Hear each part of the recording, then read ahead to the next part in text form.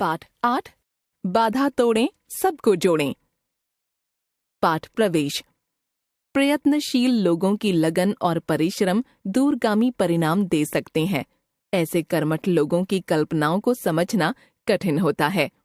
उन्हें किसी अन्य की सहायता की अपेक्षा नहीं होती। कर्मठता का अस्त्र हाथ में लेकर जब वे निकल पड़ते हैं तो सब अपने आप जुड़ने लगते हैं। यही सिद्धांत 5 उंगलियों का सिद्धांत है। जब कोई अपने हाथ में लेकर चला कुदाल, दुनिया को करना पड़ा उसका इस्तिकबाल। किसी भी समाज के लोग एक सी विचारधारा के नहीं होते हैं। इस संदर्भ में एक नए सिद्धांत से सबसे पहले मुझे परिचित कराया जल प्रबंधन विशेषज्ञ एवं मैग्सेसे तथा जमुना लाल बजाज पुरस्कार से सम्मानित जल पुरुष राजेंद्र सिंह जी ने। जल के लिए तरसते राजस्थान निवासियों की पीड़ा उनसे देखी न गई तथा वे अपनी व्यक्तिगत महत्वाकांक्षाओं को छोड़कर जल सत्याग्रह यानी जल बचाओ के मिशन पर एकला चलो की तर्ज पर निकल पड़े। आज उन्हीं के प्रयत्नों का फल है कि कभी पानी के लिए तरसता भीकमपुरा क्षेत्र आज जल आप्लावित है। उन्हें इस कार्य के लिए अंतर्राष्ट्रीय स्तर पर सराहा गया है। समाज में ऐसे लोग हैं जो पारिवारिक सुख को त्याग कर ठेठ देहात में गांव वालों के बीच एक असंभव से मिशन को पूरा करने हेतु निकल पड़ते हैं। मेरे लिए उनसे मिलना एक अद्भुत सुख का अनुभव बना। उनका यह 5 उंगलियों का सिद्धांत समय की कसौटी पर सिद्ध हुआ है। इसके तहत हम समाज में उपस्थित लोगों का वर्गीकरण हाथ की 5 उंगलियों के आधार पर इस प्रकार से कर सकते हैं। अंगूठा यानी कर्ता। इसके अंतर्गत अंगूठा यानी कर्ता आप स्वयं हैं, जिस पर जोड़ने की जिम्मेदारी है। सबको पहले प्रयत्न में ही जोड़ लिया जाए यह संभव भी नहीं, लेकिन लक्ष्य प्राप्ति के लिए सबको साथ लेना भी जरूरी है। यह स्थिति विकट तथा धर्म संकट वाली है। आपका ध्येय एक समरस टीम गठित करना है जो केवल आपकी सूझबूझ व धैर्य पर निर्भर है। अतः आप सबसे पहले अपने लक्ष्य को निर्धारित करते हुए उद्देश्य प्राप्ति के तरीके को ठीक से समझें। उसे अपने आचरण में उतारें ताकि पहले लोग आपके इरादों से सहमत हो सकें।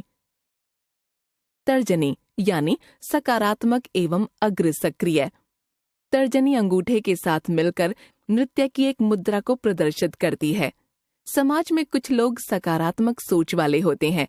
ऐसे लोग पूरे जोश व होश के साथ किसी भी अच्छे कार्य में अपनी सक्रिय भूमिका निभाने को आतुर रहते हैं। उन्हें अधिक प्रेरणा की आवश्यकता भी नहीं होती। बस केवल उद्देश्य के महत्व से परिचित करा दीजिए, वे स्वतः आपके साथ आगे बढ़कर जुड़ जाएंगे। यही वर्ग आपके इरादों को ठोस नींव प्रदान कर सकता है। अतः दूसरों की चिंता किए बगैर इनको साथ लेकर अपने कार्य का श्री गणेश कर दीजिए। यह सफलता की पहली सीढ़ी है। मध्यमा यानी सकारात्मक किंतु तटस्थ। तात्पर्य यह है कि यह सकारात्मक है किंतु सक्रिय प्रोएक्टिव नहीं है। आमतौर पर ड्राइंग रूम में बैठकर मात्र चर्चा करने वाले लोगों को इस श्रेणी में रख सकते हैं। इनकी बुद्धि कुशाग्र होती है तथा किसी भी विषय पर विश्लेषण कर दूध व पानी अलग अलग कर देने की क्षमता इस समूह में होती है। पर इनमें पहल इनिशिएटिव करते हुए आगे बढ़ने की जिद नहीं होती। आवश्यकता इस बात की है कि किसी प्रकार इन्हें प्रेरित कर उद्देश्य की मुख्य धारा में लाया जाए। क्योंकि ये उद्देश्य की सार्थकता से सहमत होते हैं, अतः एक बार जुड़ जाएं तो साथ नहीं छोड़ते। अनामिका यानी अवसरवादी। यह वर्ग स्वार्थ पूर्ति हेतु हमेशा मौके की ताक में रहता है। एक बार इनकी मनःस्थिति समझ जाने पर न तो अधिक समय बर्बाद करना पड़ता है और न ही विशेष प्रयत्न। ये परावलंबी हैं और जैसे ही पहले दोनों वर्ग जुड़ते हैं, ये स्वतः जुड़ जाते हैं। बिल्कुल ऐसे जैसे इनसे अधिक समर्पित और इरादों का पक्का और कोई नहीं। कनिष्ठिका अर्थात नकारात्मक। यह वर्ग मूलतः हर बात का विरोध करना अपना जन्मसिद्ध अधिकार समझता है। यह भी एक तरह से अच्छा ही है कि हम आरंभ से इनसे दूर ही रहें।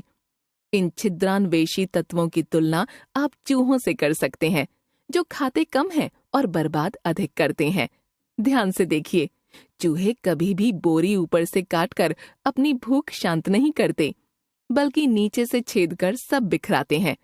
क्योंकि समाज में सब एक दूसरे पर निर्भर हैं, अतः अंत में कोई विकल्प न देखकर ये भी समूह में सम्मिलित हो जाएंगे और तब बन जाएगा एक सुगठित एवं संगठित समूह, जो एक सर्वमान्य उद्देश्य की प्राप्ति हेतु समर्पित होगा।